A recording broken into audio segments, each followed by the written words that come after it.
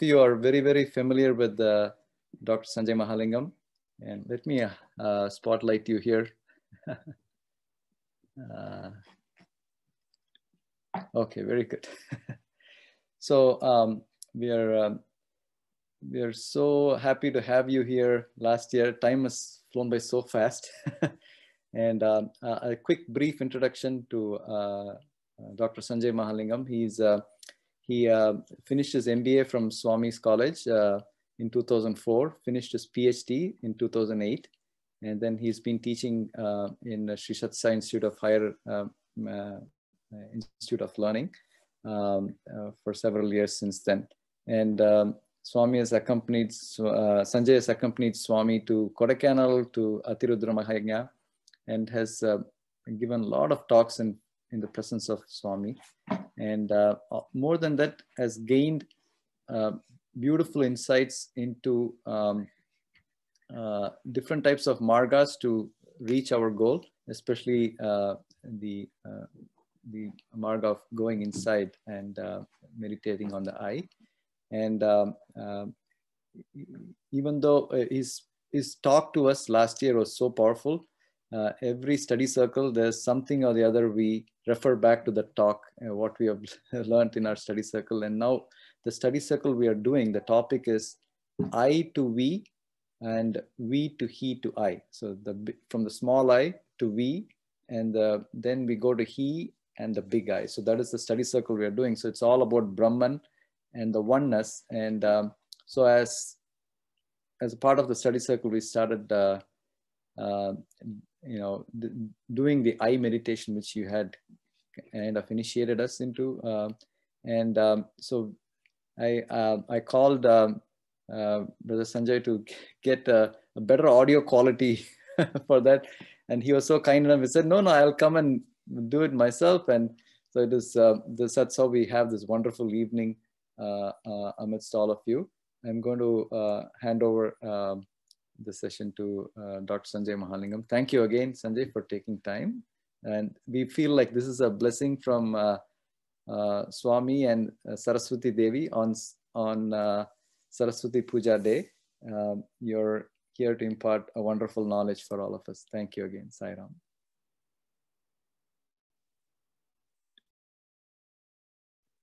Sai Ram, I think you're still muted. Thank you, Vijay. Is my voice clear, loud and clear? Yes, beautiful. Yes.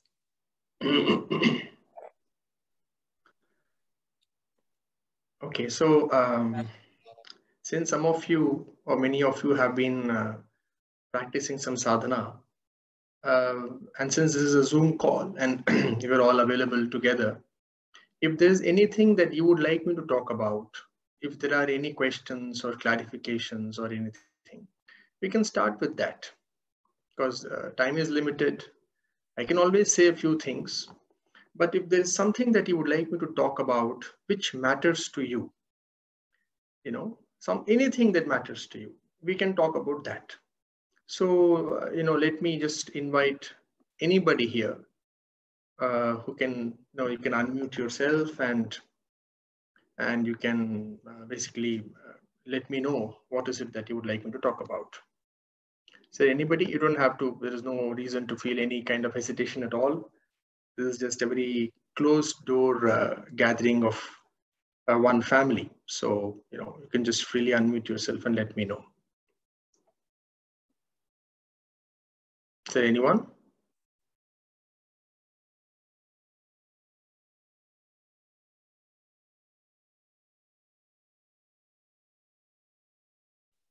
Vijay, are they allowed to unmute themselves? Yeah. People can unmute and ask, definitely. I see one Miss Kavita has unmuted herself. Sai Ram, how do you keep at it? Like, doing the meditation every day, when I'm doing the meditation, my mind goes all over. It is so hard to control and stay on it, All right. How to keep at it? Sure. Yeah. Thank you, Kavita. Anyone else? Anything else you would like me to address?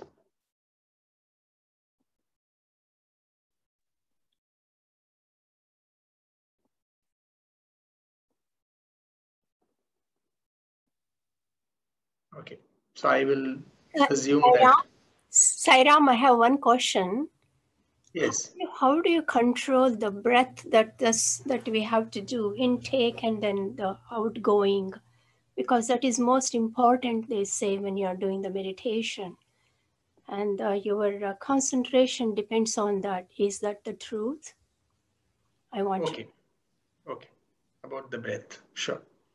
Okay, we'll address these two questions and then probably more might come. So first, the second question, ma'am. There are two ways actually. The mind and the breath are inextricably linked to each other. In fact, you can observe that suppose we are in some form of an intense emotion, our breath is different, right? If you are stressed, the breath is different. If you are calm, the breath is different. If you're angry, the breathing is different. If you're happy, we breathe differently. So the mind, the mental state and the breathing, they are actually not two, they are the same. Now, there are two ways to approach this. One, you can still the mind through the breath. Okay, that is the way of pranayama. Or when you still the mind, your breath automatically becomes deeper and calmer. So it is not necessary that your breath should be in a certain way, only then we can meditate. It's not so. So in the path of awareness, which is what, I don't know what is the right phrase, which is what I talk about, which is what I follow. In the path of awareness, you don't have to worry about anything.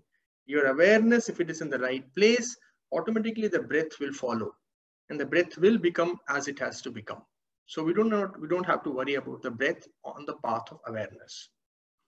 Now, coming to the second question, how do we keep at it? How do we keep at what? That's the most fundamental question. How do we keep at what? What do you want to keep at? You know, so see, it's like this. The problem is that all of us, our minds are so hardwired to accept duality as the way of life, that there is always a two. And unless there is a two, the mind cannot function. So our minds are wired in such a way that always we only function in two. So you see, for example, oh, my mind is, I'm able to control my mind or I'm not able to control my mind. Oh, this is spiritual, this is not spiritual. Vice, virtue, high, low, good, bad, pure, impure. And that leads to other things. I am ready, I am not ready. So whenever I talk to people about, who am I, and this is really the easiest and the simplest and the most direct way. First question people ask is, oh, but am I pure enough for this? Am I ready? I am not able to do this. Can I do some easier sadhana? Because we have so much this idea has ingrained in our consciousness that we have to have something to deserve God's grace. It's a lie. There is no deservedness. We have to do nothing to deserve God's grace. We have to have no eligibility. We don't have to do anything good or pious or pure to deserve God's grace. God's grace is beyond cause and effect. And that which is beyond cause and effect cannot be caused by anything. So this whole idea of I have to do something to be that, I have to be in a certain way to have access to that dimension, all this actually is confusion. What I am, that I am. That can never change. It is not conditional. You see, what I am is I am. I'm simply that. It is what I am. It is like my name. See, for example, my name is Sanjay Mahalingam. If I do something pure, will my name change? Or if I do something impure, will my name change? In the same way, what I am truly, but I cannot even say I am truly that because there is nothing else. To say I am truly that, it connotes as if I'm untruly something else. No, there is nothing else except that which I am and that which you are. And that which we are truly is completely unconditional. That access to that dimension within us which is changeless, which is what it is. It is the bedrock of whole existence. God is because I am. If I am not there, there is no God, there is no Guru, there is no universe, there is nothing. So that is first thing we have to accept this, and it's very hard because our minds are so trained to think in terms of deservedness. You do good, you get good. You do bad, you get bad. Yes, it is true in the world of cause and effect. For example, if I talk rudely to somebody, that person is not going to like me. Yes, it is true in the world of cause and effect. But when it comes to inner sadhana, when it comes to knowing oneself, when it comes to accessing the divine dimension within ourselves, in that, there is no deservedness. There is no eligibility. There is absolutely no criteria except one. Except one. And that, madam, is your answer to the first question. That one criteria is willingness. That's all. So it's not even a criteria, it's a choice. Most of us are extremely enamored with our mind. We love it. We are absolutely head over heels in love with the stories that it weaves. Why? Because, not in a good way, all of us are full of ourselves. We think too much of ourselves. Actually, that is the truth. This personality is too important for us. The way it's shaping up. So you see, everything is around this. So no, that's where the idea, oh, I have to transform. No, only thing we have to transform is our willingness. There's nothing else to transform. There is no need to transform anything. Let everything be just as it is. Yes, of course, if you have to achieve something in this world, then we have to plan and we have to develop some skills. That is a different story. That is more in the tactical nature of life. That is more about what I call the horizontal dimension of life, which is in time.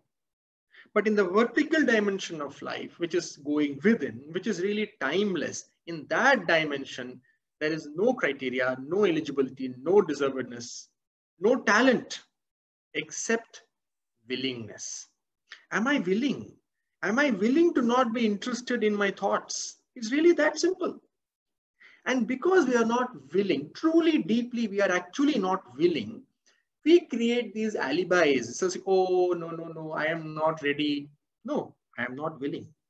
No, I have to do more sadhana yet before I can start. Who am I? What you're essentially saying is, I am not yet willing enough.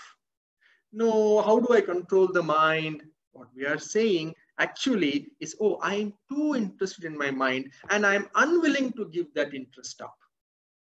So there is nothing except willingness. For a one who is willing, it is only a matter of 1 second.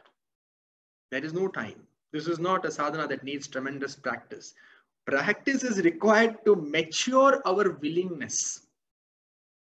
To bring maturity to our willingness, we think practice is required. Truly speaking, for the one who is completely willing to dissolve this within this, nothing is required except willing.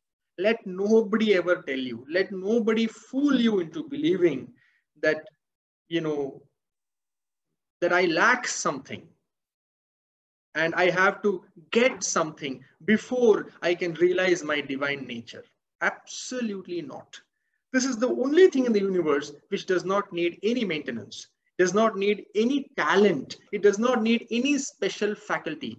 The only thing, see, every relationship also has to be maintained. Some maintenance is required. Husband, wife, some maintenance is required. Mother, son, even a mother and son, some little maintenance is required. For 10,000 years, if we turn our face away from God, and by God, I mean what is inside, and after 10,000 years, if we turn towards God, He will still be equally available. This relationship, it's not really a relationship because there is no two, but if we have to put it that way, this relationship needs no maintenance. No maintenance. 10,000 years we can be, look away. We turn around, He's still there. Why He is still there? Because it is what it is. It is what I am. Where can I go? Where can we go away from ourselves? So this realization, let me just spend a minute talking about realization. See, all knowledge, all wisdom, all concepts, all beliefs, is actually acquired from outside. It is an addition. It is an add-on. But realization is not an add-on. It is a subtraction. It is a removal of that which is not. Then what is anyway there. Yes. So most of the sadhana that we think is what we want to do is actually some form of add-on. And these additions, initially they may look like interesting, but truly they actually take us away from our divine consciousness. What is required is for us to remove, not to add, but to remove and go on removing. And finally what is left is what it is. Nothing can be said about it. Nothing can be spoken about it because it is a state of complete dissolution. And how do we go about it? It's really simple. It is so simple, and that is the problem, that it is so simple. If it were complicated, the mind would have created a sense of accomplishment. I have done it. Because there is no I have done it. There is no attainment here. There is no marga. There is no path. All this is mind's machination. It is a mind's scheme to keep us away from who we truly are. Oh, no, time, wait, you have to do sadhana for 7 years. Then only meditation matures. No, you have to be pure. You have to do good deeds so that you can please Swami. A Swami that needs pleasing is no Swami at all. A God that needs pleasing, that I have to buy his love with my good deeds. And if I do bad deeds, then he's going to turn away from me. Such a God, I don't need. None of us need. God's love is absolutely unconditional and non-negotiable because it is not different from who we are. And what can we be other than who we are? So it is so simple, and that is why it is so confusing for the mind. It's really simple. Who am I? It's really simple. But you see, we ask these questions, but how do I keep at it? Why my mind is going here and there? Let it go. Let it go. We can always come back. See, in this moment, right now, in this moment, tell me, do I not have an absolute choice to turn away from my mind and to stay with this question, who am I? Can anything come in the way of that choice? Nothing, except my willingness to do so. I am so much in love with my mind, so much in love with my life and my story. So, well, what can anybody do? What can God do? And what does anybody need to do also? You see, another thing is we are actually divine. We don't have to be any certain way. There is no need to be spiritual unless we feel the need to. It's totally all right to be interested in the mind. That is another thing. You see, we think, oh, I have to be spiritual because that's the only way to be. No, it's just not necessary. We are all divine beings. We can enjoy this drama of Maya, this color of this universe, as long as we want to. As long as we want to, the way we want to. We are all free beings, absolutely free. So we can do it anytime, no problem. Whenever we are willing, we turn around, we simply ask this question, who am I? And when I say who am I, it is not a dialogue. It is not a contemplation. It is not even a meditation. It is very important to understand that it is not a process of cogitation where I am thinking, oh, so who am I? Oh, so this is this. Oh, no, it's not like that. It's not a dialogue. Okay, it is not. I'm not talking to myself. It is straight. You simply pay attention to the I thought. Like, see, for example, now we think that I am talking and you are listening, right? So when you say I am listening, straight away we pay attention to that which says I. There's something inside us which says I. It just says I. Something arises from within I. What is prior to that arising of I? If you pay attention, we will see that there is what is called in spirituality unindividualized consciousness or awareness or Atman or Brahman. Before the arising of the I, there is just an ocean of silence. That is our natural state. In that, suddenly this I rises. Why it rises, there is no answer to that question. There is an answer, but no need to waste time on that. It arises on its own. This is creation. Creation did not happen in some point of time in the past. Creation is happening right now. Every second we are creating the universe. There is no date. There is a physical date. Probably scientists are struggling 5 billion years, 6 billion years, something like that, to put a date to the observable universe. But that is a different physical dimension. Universe, as we know, as we perceive, is created every instant. It is also dissolved every instant. In this moment, there is a choice. Whenever the mind is getting, or we are identifying with thought, we can always come back and then say, to whom do I get this thought? I mean, who gets this thought? The answer is, I get this thought. Who am I? Who am I? That's all. That's all it is. As simple as that. And then when we pay attention to the I, there is no I. That's the beauty of it. The more we look for the I, the more we will know that it is not there. The more we will know it is not there. You see, there is a very famous example in scriptures that when there is a rope on the ground and there is no light in the darkness, we mistake the rope to be a snake. It has happened to me, especially in Parthi, but there are so many snakes. And you're walking on the road and there is no light. Suddenly there is a rope and, oh, it's a snake. But nothing can be done about it. Does the rope have to transform? No, it doesn't have. You just have to put light on it. And then it becomes clear that there is no snake. The more attention we pay to the rope, the more clear it becomes that there is no snake. Oh, the rope is not moving. Oh, then it is, oh, then we put more light. So similarly, the more we look for the I, we will realize there is no I. There is no I. And when there is no I, there is no you. Okay. But these are all mental. These are all just talk. This is all just words. What we really need is experience. Not even experience actually, but to start with, yes, simply we have to pay attention to the I. The I. The moment we pay attention, little bit, it is not something that needs time and practice. Time and practice, as I said, is required only for the maturing of our willingness. That's all. Actually, the sadhana is timeless. Timeless means it needs no time at all. We recognize our divine nature without time, timelessly, because only the mind exists in time. The reality of who we are is always timeless. So before even we can snap our finger, we can know who we are. If you simply pay attention to that I thought, immediately the I thought simply dissolves and we are just that. Nothing can be said about it. Because to say, again, the I has to arise. It is just what it is. The one practical tip for this sadhana is one need not worry about anything. One need not worry about the mind going here and there because let it go. It is what it is. Always we should stay in this place. It is what it is and I am what I am. Just remember this phrase. It is what it is and I am what I am. That is all. Right? So the mind can do whatever it wants. Really, it is what it is. So the thing is, this whole idea that the mind has to be controlled for us to know ourselves is a root cause of the problem. There is no need to do anything with the mind. No need to still it. No need to control it. 2006 in Kodaikanal, when I asked Swami, how do we control the mind? The exact same question that was asked today. Swami said, mind. What mind? Where is the mind? Show me the mind and I will tell you how to control it.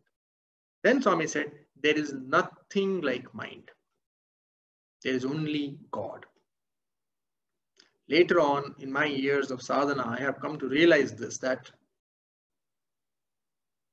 mind is ourselves when attention is not paid.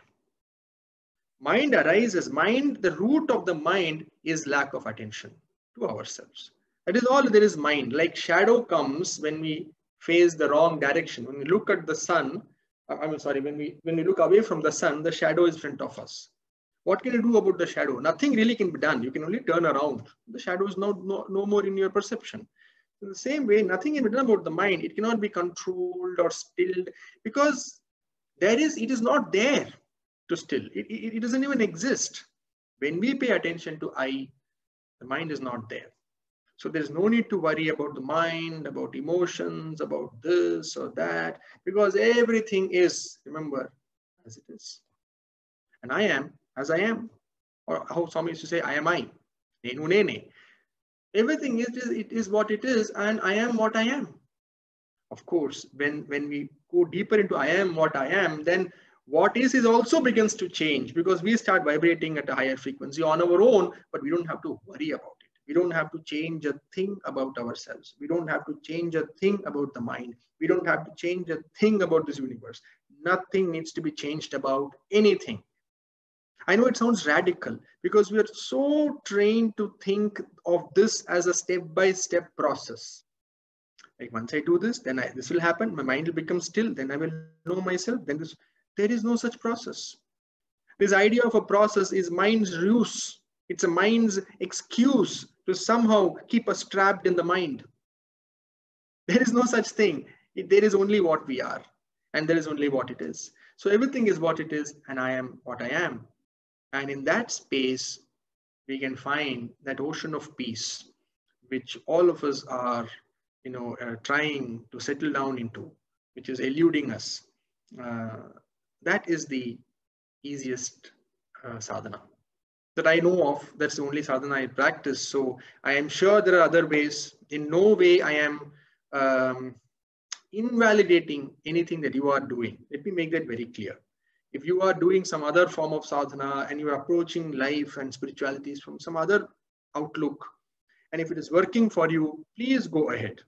In no way am I suggesting that this is the only way and every other way is somehow invalid or not good enough. No, there is no such thing, because it is just a game we are playing, and we can really choose to play the way we want to play because we are the masters of this game. There is nobody else. Okay. So if you are doing something else, it's working for you, by all means, you may, but I can only talk about that which I know, that which I practice, and that which works for me. Okay. I'm sure there are other ways of looking at things, but to me, this is the only way I can see things. So there are some questions in the chat box. Oh, okay. 8 will take some time, and that will be a separate session in itself. So probably we can plan for another day if you want. And also 8 has more practice of it has been done by my wife, Dr. Supriya. I am not very much, of course I know it and I've done it, but it is not what I primarily use to disidentify. But she uses 8 and has worked wonders for her. So maybe we can plan another session some other time. If a lot of you are interested in 8, then maybe Supriya can talk to you online. So any other questions or clarifications? Sanjay, it's Vijay here. So one thing which happens is you're taking time away from something in your routine life, and you want to sit down and just at least focus your eye. But I know you have told me when I met you in Parthi last year, you can do it anytime, even at work. You just stop for 1 minute and just go in and do that. But there is a stage, I correlated with your stage where you were reading all these texts and books and Upanishads, and Swami said, take all your books and throw it in Chitravati and just, just be what you are. And I feel that little miserable state where I'm not enjoying the worldly things. When I'm enjoying the worldly things, there is a little bit of guilt that I'm not focusing on my sadhana or I. But there is no that higher vibration or whatever I have to experience. I have not reached that also. So I'm kind of in the miserable state, is what I'm calling as miserable. May not be the right word, where I'm neither enjoying the worldly things my mind wants to enjoy, nor I am deeply into the eye meditation. So is this just a matter of time? I need to do more sadhana, or just what your thoughts are on this when you're in that middle state?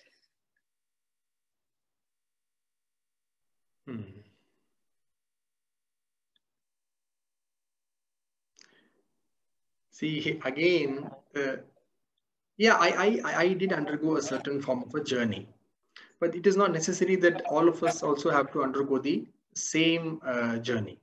Okay. Maybe you already have undergone that journey. So maybe you're simply ready to listen to this and just become free instantly. So it is not necessary that, it has to be that way, that somebody has to first read a lot, then become miserable, and then finally leave all that, and then finally get it. It is not necessary. It is just one journey. It is just the way one wave moved on the ocean. Doesn't matter. All the waves don't have to move that way. Now the question to your answer is, see Vijay, this is the classic way of the mind. Because you see, we will not believe. It is so difficult for us to believe that there is no way I have to be. That there is nothing wrong in being worldly. There is no such thing as worldly. It is what it is. See, it is like this. It is so stupid, like for one wave to say that, see, this is the way you should be. And other waves, oh my God, when will I become like you? Nobody is becoming like anybody. Within a few minutes, both the waves will subside in the ocean. And in the beginning, there was no wave at all. So this idea is so ingrained into us. And the fault of this is actually spirituality or misinterpreted spirituality. Is that, oh, there is a worldly and there is a spiritual. There is no such thing. There is no such thing. You see, both are actually only this idea that I have to get somewhere. Spirituality is actually equally worldly, and worldly is equally spirituality. In both, what is actually happening is we are not comfortable with what we are. We somehow want to be different. And that is why this whole idea of spirituality came up. Enlightenment as an attainment. Enlightenment is not an attainment. It's a dissolution of all need to attain. But then we'll make that also an attainment. Oh, I have to get enlightened. But there is no such thing. So now question is, basically, how do I get peace of mind? We get peace of mind by in this moment. By getting rid of all these ideas that, oh, I am worldly and I have to become spiritual. Oh, I am spiritual. How do I become more spiritual? Oh, how do I vibrate at a higher frequency? See, all these ideas and concepts and thoughts, what is it hiding from us? The immensity of this moment as it is. We think something has to be added to this moment so that the next moment can become better than this moment. This is at the fundamental root of all our aspirations. We call it worldly and spiritual aspirations. It is ultimately an aspiration. An aspiration is for a better future, which is better than the present. This idea that a better future awaits is wrong. I'm sorry, wrong is not right, but it is an illusion. Let me put it this way, very bluntly. It's not going to get any better. It's not going to get any better in the way we think it will. The whole sadhana or whole spirituality, again, these are all just words, because these words have so many meanings in our heads. I'm scared to use these words because immediately you go into our associations. The whole essence of life is to understand, actually not understand, to be one with the immensity of this moment. It is not even a sadhana. What we need to do is to get rid of all these ideas that that there is something better coming, that we have to be somewhere else, or we have to be something different than what I am. This moment has to become slightly better than what it is, or I have to be somewhere else than where I am. So the here, the now, and the I am, all these are one only. The here, now, and I am. These are all three one. So that is why it is something that has to be gotten intuitively. This cannot be understood, because the moment you try to understand it, this idea that, oh, something is lacking now, that is at the root of this dichotomy. Oh, I am worldly, how do I become spiritual? Oh, I'm meditating, but how do I improve meditation? Oh, I'm vibrating at lower frequency, how do I vibrate? You see, however high frequency vibrate at, you will want to vibrate at a higher frequency. See that? However high we vibrate, we will want to vibrate, because fundamentally we are not at peace with what is. And we are not able to be with the immensity of this moment and the completeness of this moment. It is so complete that nothing can be done about it. Nothing needs to be done about it. What prevents us from being in the immensity of this moment are all these ideas. This deep-rooted idea that it's going to get better, or I have to make it better, or I have to accomplish something to add to this moment, to fulfill my life. I have to get something. I have to attain God. I have to get realized. I have to meditate better. I have to control my mind. You know, all this I have to, we miss what is. And this is a never-ending cycle. Another 10,000 years of sadhana. You see, actually, Swami said, actually, in one interview, that, there are so many there are great yogis in the Himalayas who are doing 10,000, he used the word 10,000, 10,000 years they are sitting and meditating. And then in the end, it comes to them. And then they get up and then say, oh, I got it. And it is all over. They don't get it. Swami said it's sad. After all 10,000 years of sadhana is waste. The moment the idea comes, oh, I got it, you don't get it. So this idea that I have to get something is what is actually preventing us from getting what is already available in this moment. So the practical tip is, who am I?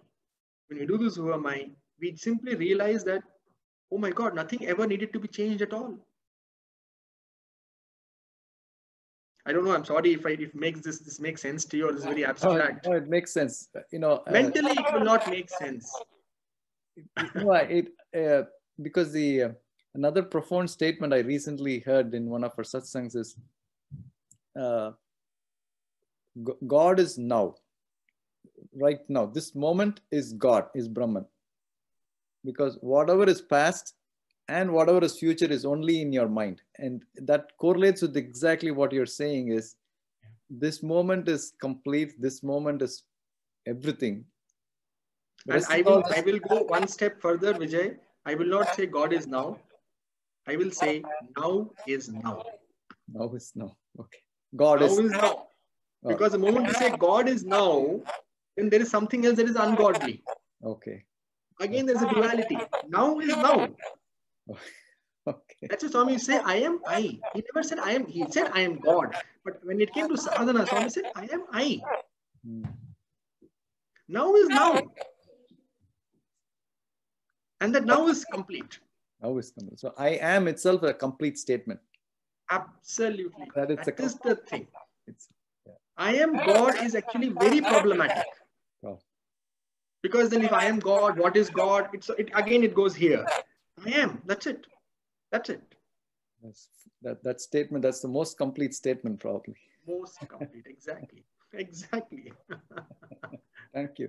It is as complete as statements can be. Okay.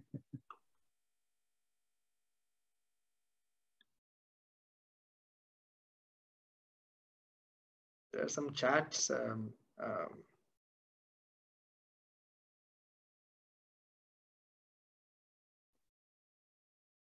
Yes.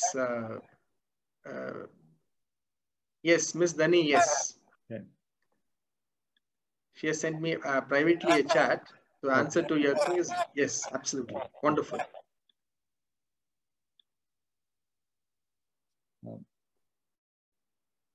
So if there are any other questions or anything, we can take it, or whenever you want to stop, we can stop, Vijay. Yeah, I think it's 9:40, so some people might want to, can we do one session of eye meditation, or what do you think? Just a lead, or you're going to send us a recording, or how do you want to? No, I will send you a recording if you want of a brief talk. Okay. Or what do you want actually? Whatever you want from me, I will send you. When you were here, you led a session of, where we chanted 21 ohms, and then we did, you led us into how to practice this eye meditation. Okay. So that is what I'm thinking. How can we do one session now, just to get a little initiated with your voice and initiation, or should we, or we can do more questions and then do a recording later? But I thought if we can do one now, we can use that as our template for practicing a little more, and then come back with more questions as we practice. Okay. All right. We can do a small meditation now. Yeah. I mean, if 5 minutes only, just 5 minutes. Yeah, because we may not need to do 21 ohms. We can do shorter number of ohms, and you can just guide us through that, and then we can take that and practice. Yeah.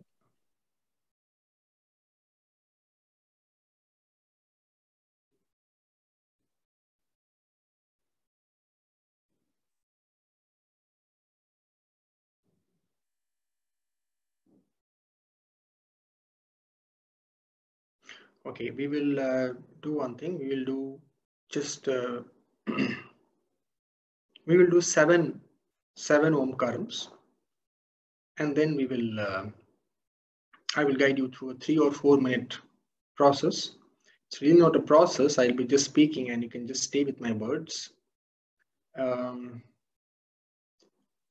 Yeah, when we do this Omkaram, you don't have to again, just relax. Don't worry about what's happening. Don't worry about, oh, my Omkaram, my mind is going here and there. Nothing. Just stay with the sound. Just chant at a Shruti that is comfortable to you, and just simply stay with it. Okay, nothing needs to be done. And in this process, in this meditation, we need to get that there is no success or failure. It's a game. It's simply a game. We are what we are. Meditation, no meditation. Vibration, no vibration. We are what we are.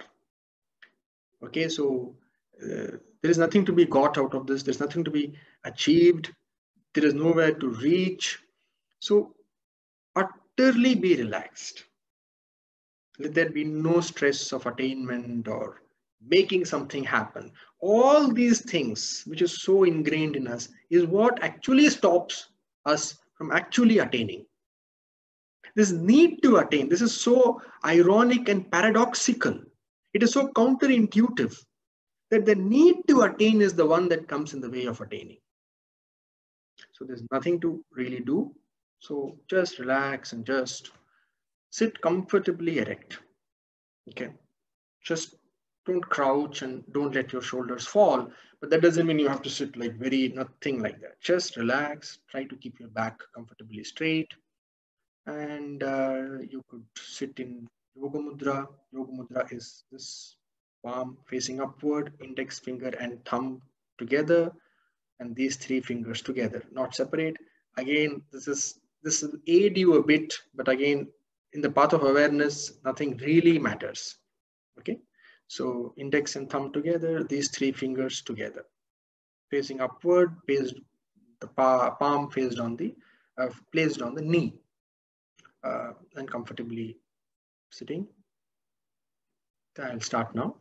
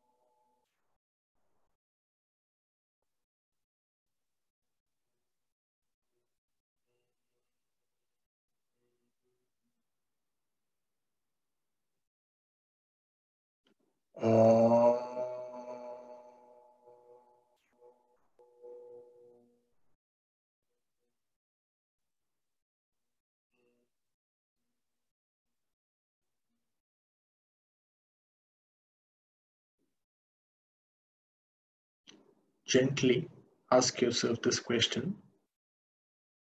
who am I? Don't worry if you don't get an answer. There is no answer. Don't look for an answer. Just stay with the question, who am I?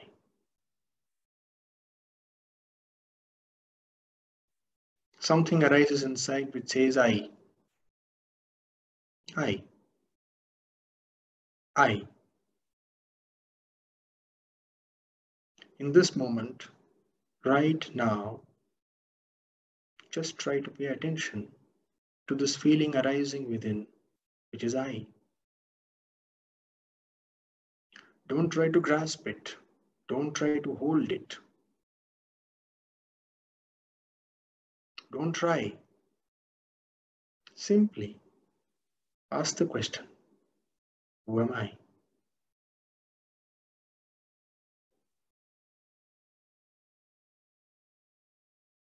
Don't try to hold the I. There is nothing to hold, nothing to grasp, nothing to get, nothing to understand, and nothing to realize.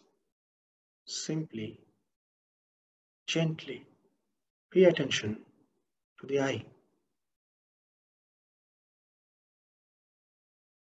If you're not able to pay attention, ask the question, who is not able to pay attention? And the answer will be, I am not able to pay attention. Then who am I? The mind is going here and there. Let it go.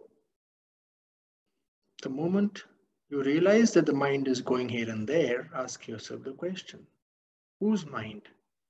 My mind. Who am I? Don't look for an answer. Don't try to hold. Don't try to grasp. If the thought comes, I am failing at this, immediately ask the question, who is failing? I am. Who am I? Oh, this is so wonderful and blissful. Don't stop there. Who is experiencing this bliss? I am. Who am I? I can't see anything. There is just darkness. Who is seeing this darkness? I am. Who am I?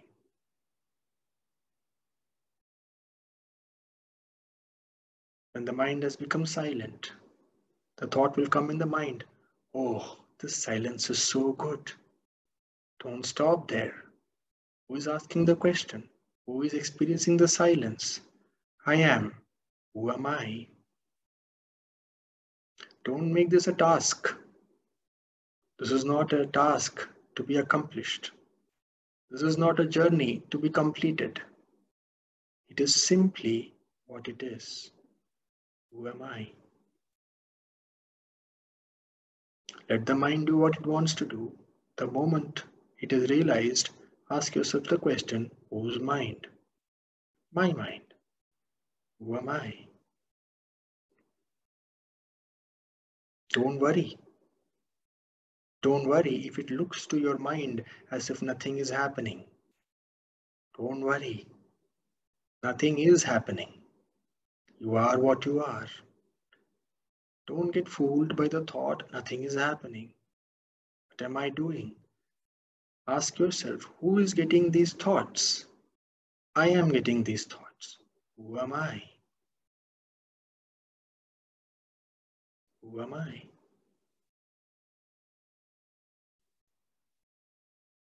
Ignore all thoughts. Ignore all doubts. Ignore all confusion. Ignore all ideas of success and failure. Ignore all ideas of meditation. Ignore all ideas of peace. There is no such thing. There is only that which I am. Who am I? Who am I?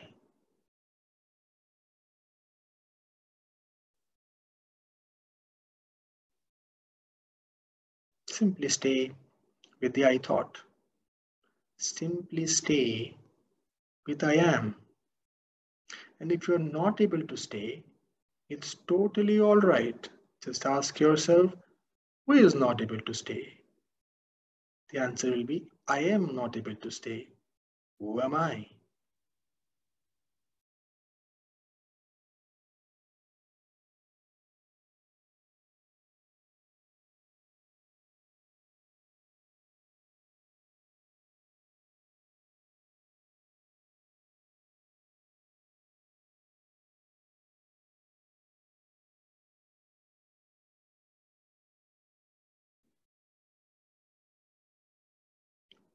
Gradually, slowly open your eyes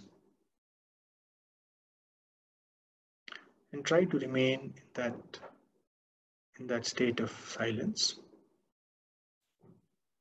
Even with open eyes, continue gently being aware of the question, who am I? Try to practice this. Even when the eyes is open, some part of you should still be asking the question, who am I? Again, when I say asking the question, who am I? What I am saying is you are staying with the thought within you, which arises automatically, and that thought is I. So we say I. So the question really is can we just pay attention to that thought? Even as we are carrying on with our daily activities with eyes open, now and then, can we just gently turn our attention and become aware of this I-ness, which is vibrating within us.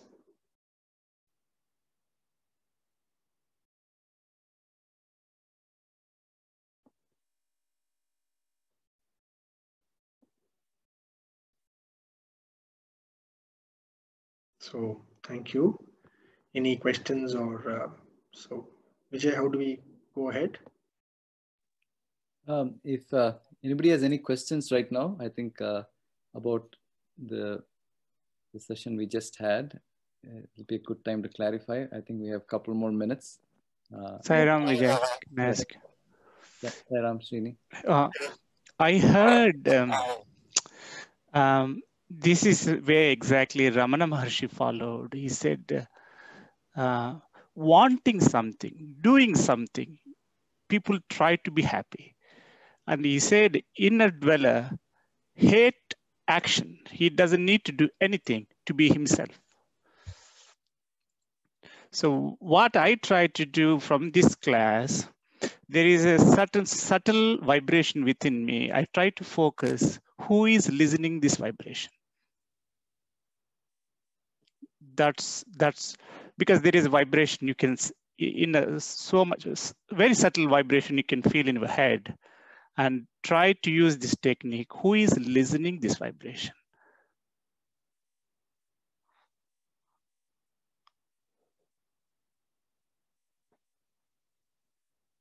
I think that may be useful for me to, because rather than putting a thought, who am I, I can correlate easily. There is some sort of vibration within head, and I can, very audible vibration. I can feel that vibration, very subtle, and I can ask who is listening this vibration.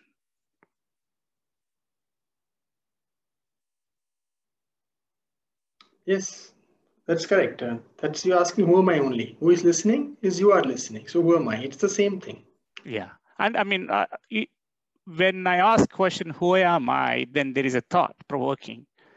Even to arrest that, constrain the thought, I keep quiet and trying to contemplate who is listening. Whatever works is fine. Mm-hmm. Don't get stuck in process and procedure and how it is done. Whatever works. Okay. There is no right way to do this. Yeah. There is no way. You are what you are. So whatever works is fine. You know, they say we always think we have to do something to attain something. That's the problem. And you saying that give up everything doing, then automatically you are that. So we cannot give up doing. We can give up this idea. I mean to say, yeah. Doing gets us something. Doing gets us something. Doing gets us many things. Doing gets us everything, but not ourselves. Not self-realization. That we cannot come through doing. But everything else comes from only doing. But not this. This is self-existent. Anybody else? Any other questions? Thank you, Mr. Srini. Sai Ram, Dr. Mahalingam, this is Amrit here. I had asked you about the question about the breathing before. Is this the same thing as, because you said every moment is created and dissolved as it is simultaneously, just to live with the present. So this is the same as Swami says, live in the present? Is it the same? All sadhana is only living in the present. But see, living in the present is again misunderstood. We are living in the present only, no? Can you give me an example of living in the past or the future? Miss Amrit? Give me an example of living in the past or living in the future. Just an example. The thought process always goes back and forth. Right. Got it. Yes. And so now if you think of the past, Yes. you are in the past, right? Yes. And when does this thought of the past occur? It's happening now. I mean, what happens? That's it. Does the thought of the past occur in the past? No. The thought of the past occurs in the present. Yes.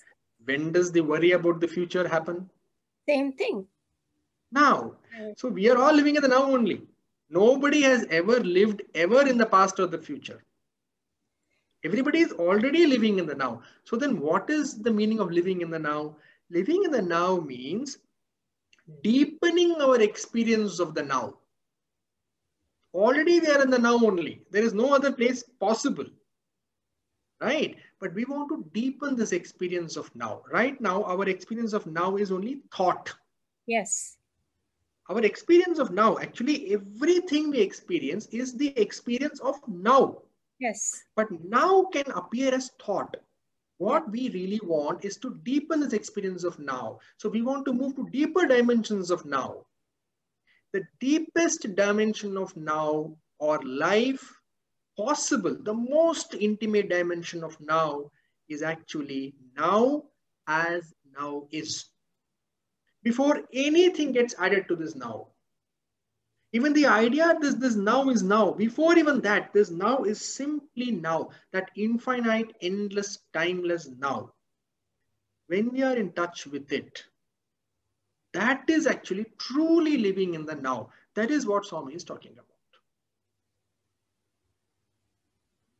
Does that make sense to you? Yes, but how do you have that awareness and how do you live? That is, yes, you can have this awareness by who am I. There are other ways, there are actually other ways, but then probably in some other talk we could explore some other ways. There are actually other ways.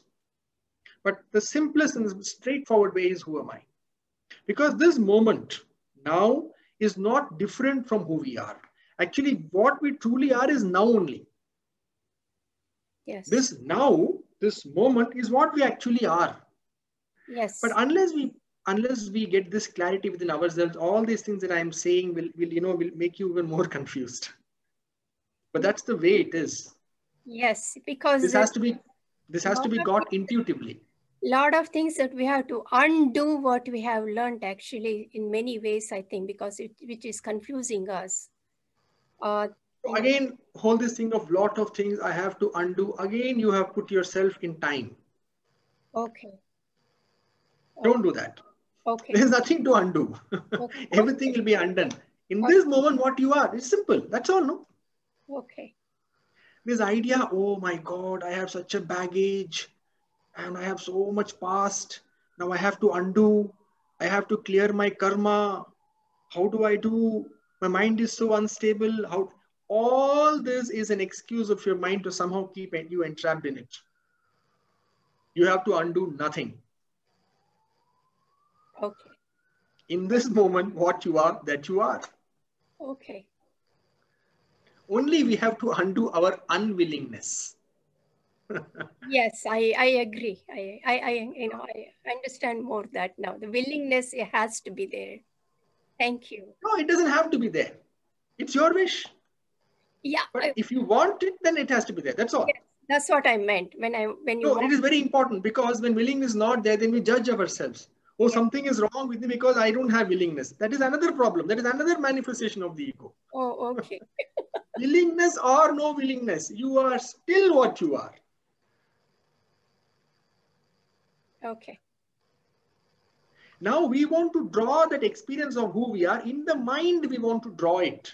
Like We have to, like, no, Swami once told me, when the absolute touches the individual, what is created is called Sat Chit Ananda.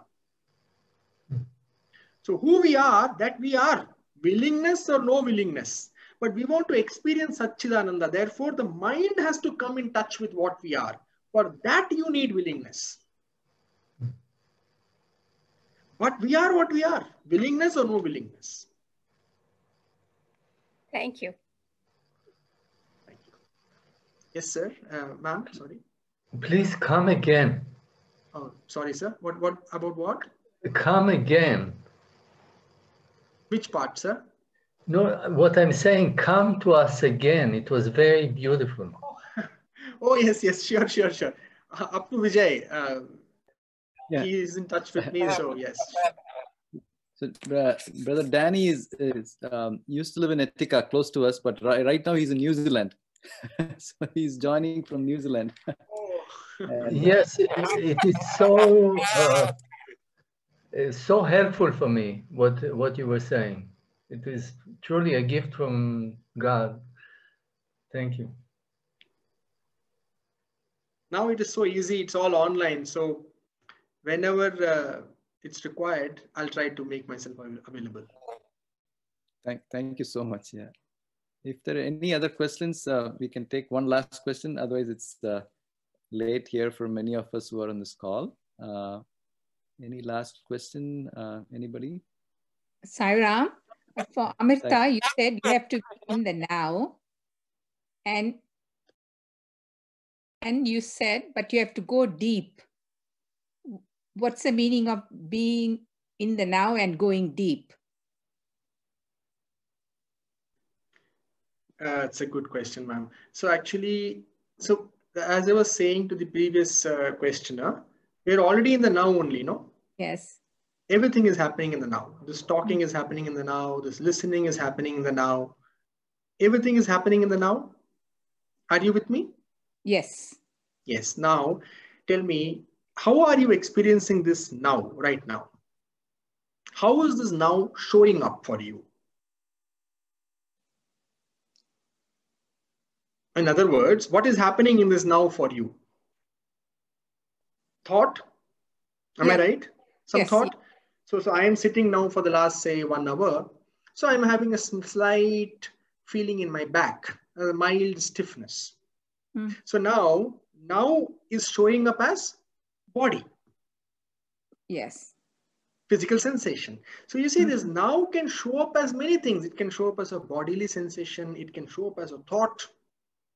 Some of you may be having thought, oh, I got so late. It's already, I have to sleep now. So it's now is showing up as a worry. Now can show up as an emotion. So this now can show up as many things. Different things. Okay. So deepening the experience of now means for the now to be as now. Just the space in which all this happens. Okay. Now is the space in which all this happens. But what about the space itself? So when now is seen as now itself. So this is the thing. One has to practice. Intuitively, it has to be gotten through the heart. What I am saying cannot be understood through the logic. It has to be understood through the heart. In the now, all this is there. But truly, what is this now? If we have to experience, then we have to go deep inside the now. We have to really see the now as it is. Another way of saying this is we know ourselves as we are. That is also the same as knowing the now as what it is. That is why I said, if we do who am I, we will actually come to now. We will be completely in the now. I hope that clarifies, ma'am. Yes, thank you so much, Sarah. You work with this, and we will, God willing, if there are more future sessions, then we will clarify it more. For now, let it stay and let it churn within you. Look at it, just see what I said and, look at it, and then we can always take more questions. Sairam, thank you. Sairam, thank welcome. you. I think this was great. And we, like you said, Sanjay, we got to churn this. Earlier, I would have said we want to churn and get the butter, but now I don't even want it. Just the mind is so tuned to want something, to get somewhere. So I think that itself is a great lesson for us. And thank you for bringing us Swami's blessings and Mother Saraswati's blessings from India to all of us. And this is a great boon you have given us today to just focus on the I. And thank you everybody for joining. And it's my assurance is for us to practice some more this and keep this feeling in us some more. And I'm sure we'll have questions as we do this. And we'd love to have you again to have it's a beautiful time. It's a beautiful satsang. Thank you again. Thank you for all the wonderful comments that all of you are sending. Thank you. It was my pleasure. And I also had a wonderful morning talking to you all. Thank you very much. We'll do 3 Samasta Lokas and 3 Shantis and we'll end.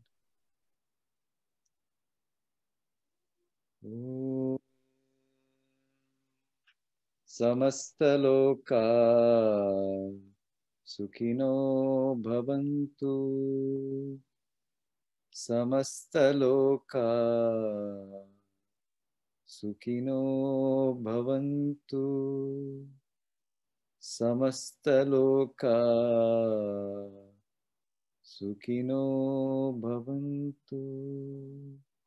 Om Shanti Shanti Shanti.